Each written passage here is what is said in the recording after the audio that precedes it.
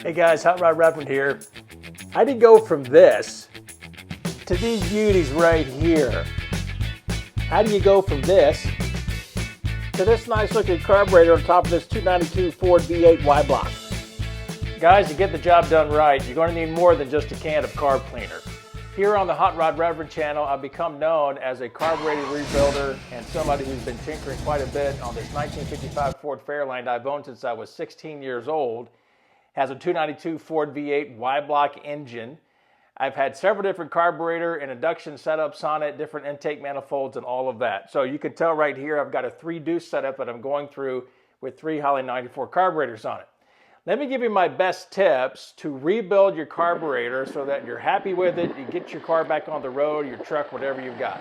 Tip number 1, inspect your carburetor. That may sound very mundane, but a lot of guys make some mistakes and just getting right to disassembly and right to cleaning without an inspection. You want to make sure that your carburetor is not missing any parts. Maybe it would help you to buy your kit first or to go online and see a blown up diagram of all the parts of your particular carb, its list number.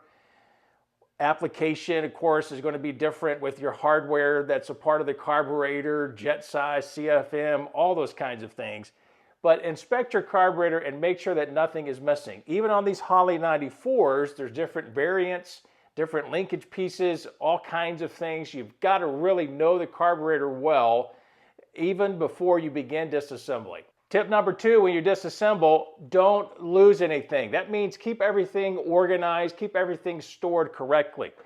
Go out to Dollar Tree or some other discount store and buy yourself some of these types of containers so that you can put little parts in there, label them. A lot of times at places like larger department stores, you can get those little containers that have small bins. Let me show you one that I've got here that I've got new parts in, and you can tell from all of this, I've got all different sizes and pieces of hardware, linkage, venturis, power valves, everything inside of this container right here. It keeps it all stored nicely. I would say to you, have one for all your dirty parts, have one for all your clean parts.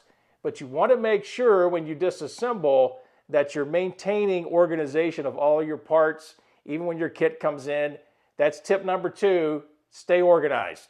Tip number 3, get a quality rebuild kit. Now, a lot of us are tempted when we go to the swap meet to buy that NOS kit that's been sitting there for 40, 50 years. These dealers have all of these kits, so they're just sitting out in the sun, sitting out in the rain. You have no idea what they've been through. Stay away from the NOS kits. Boy, that's the worst thing you could do. Get yourself a quality kit. Walker has good kits. Daytona Parts in Daytona, Florida has great kits as well. You really want a good quality kit, and get a kit that obviously matches your carb. Use your list number. Use any kind of manufacturer stamping on your carburetor that will help you, and look up, Google it, research it, call the carburetor company or email them. Call the parts company to get yourself a quality kit. Talk to them about your list numbers. Quality kits are going to last you a whole lot longer. I know what's tempting is to get the cheap kit down at the discount store, but you're going to be very frustrated with the way parts fit. We think about power valves, you think about gaskets themselves, you think about some of the fiber washers, all the other things that need to fit your particular carburetor. You really want a quality kit. Spend a little bit more money. When it comes to carb kits, you get what you pay for. Tip number 4 is clean, clean, clean. Now, I know I just kind of waved the carb cleaner can at us here a minute ago. Use an ultrasonic cleaner. That's the thing I really like and enjoy. I just put awesome, maybe 50-50, LA's Totally Awesome cleaner in water. I have a heated 10-liter ultrasonic cleaner that I've been using for years. It works great. You can get it on Amazon or eBay or most places. They're very cheap. They do a tremendous job. They get everything out of the orifices, loosens up all the caked up crud and everything else. I even got a video here on my channel about the one that I use and kind of taking you through all that. Do be careful.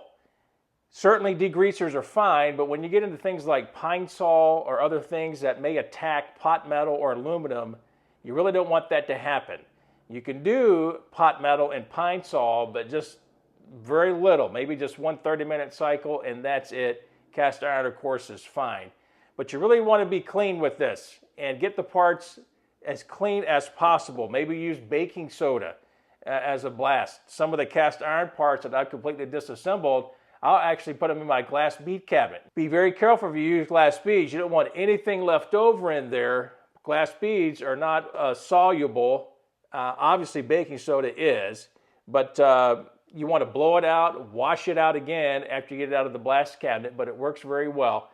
Keep everything as clean as possible. Clean parts not only look good, they also function well. You don't want any extra gunk or any problems with the block passage or orifice inside that carburetor that you never see. Blow it out with compressed air. Compressed air is your friend here. Use compressed air to blow out every hole, every orifice, every passageway in your carburetor. Your carburetor will thank you for it. Tip number 5 is to consider coating some of your carburetor parts with either a high temperature engine paint or maybe a high temperature clear coat that would really work well for some of the pieces of your hardware. Now this will keep it from rusting. Most of us do not have at home a plating setup or plating operation. There are companies out there that sell some paint or some kind of a coating, some kind of a idea that mimics what a factory would do in cadmium or zinc or that kind of idea. Kind of gives you that finish. You don't have to do this, but I will say this, you do want to keep parts from rusting. They look a little bit nicer. Rust will build up if you don't do something. You got to do something to take care, especially if you have cast iron. Tip number 6, when you're putting your carburetor back together, take your time. You're going to use all of your storage and all of your organization to make sure all those small parts go back where they need to go. Use the diagram from your carburetor rebuild kit or what you've discovered online to let you know where all these parts and pieces go. You leave out one check ball, you leave out a check needle, something that's on the inside that has to do with the venturis. Maybe it's one of the plugs that would block off a port. I don't know what it would be, but I guarantee you, you're going to end up having a vacuum leak. Vacuum leaks are the death knell of tuning a carburetor. Trust me, they're horrible. You don't want any vacuum leaks at all. Make sure everything is sealed up. On these Holley 94s, I've got 3. And 3 times the fun, I've got to make sure that these are all sealed up from anything from vacuum. All the parts, the gaskets, everything else have got to go on the right way.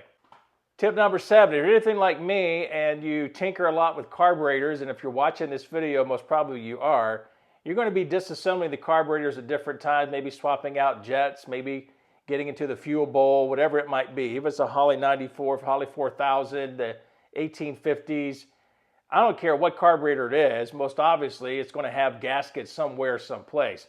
I would suggest that what you do is use a silicone spray, spray down your gaskets on both sides before you install them. This will keep the gaskets from sticking later on when you want to disassemble parts of the carburetor to get inside and make some adjustments.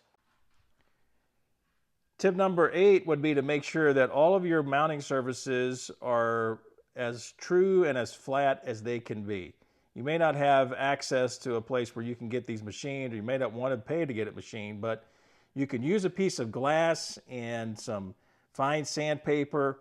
You can see where I've sanded this down to where it is flat. 2 surfaces that are flat, the flatter they can be, the better off that your gasket's going to seal between those 2 surfaces when you button everything back up. Tip number 9 is to stay as clean as possible when you're reassembling everything. You can tell right here, I'm not hospital clean, but I'm very close to it. I even put down white paper while I'm working on this intake, and these 3 carburetors, I don't want any foreign debris, any foreign material inside the air horns, the fuel bowls, inside my intake or anything else. Keep things as clean as possible when you're putting those carburetors back together. Tip number 10 involves installing the carburetor on the intake manifold. Now, 50s and 60s carburetors, especially those that are running ethanol these days, I encourage you to use a phenolic spacer. That means that something's going to shield the heat between the intake manifold and the carburetor. Don't over torque it. Use the right gaskets, of course. Use some silicone spray, even some white lithium grease so that you can remove it quickly and easily and not have anything sticking if you need to. But you also need to make sure that your linkage is hooked up correctly, that your initial tune for your idle mixture screws is set according to what the instructions say, and then you also need to make sure that your linkage is ready to go, and that when you press the gas pedal, the linkage completely opens the butterflies to wide open throttle. When your third pedal is released, that it goes back to what would be your idle setting.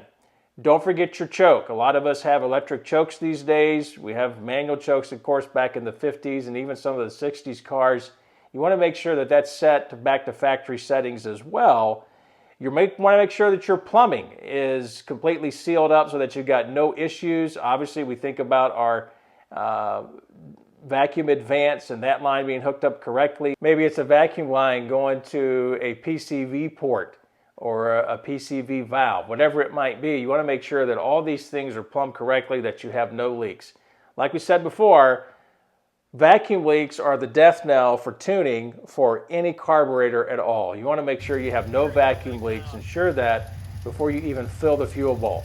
By the way, last thing to say is this before you turn the key: make sure that your fuel bowl is full. You don't need to have your mechanical fuel pump sitting there grinding away with your starter as you're waiting for that to fill up. A lot of us these days, you probably have an electric inline fuel pump that will fill that fuel bowl. That'll be nice.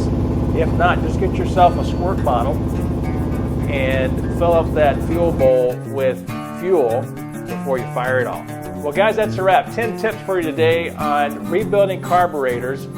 Stay tuned to the Hot Rod Reverend channel, right here on the playlist. I want to thank you guys for supporting and subscribing. We'll see you on the next one.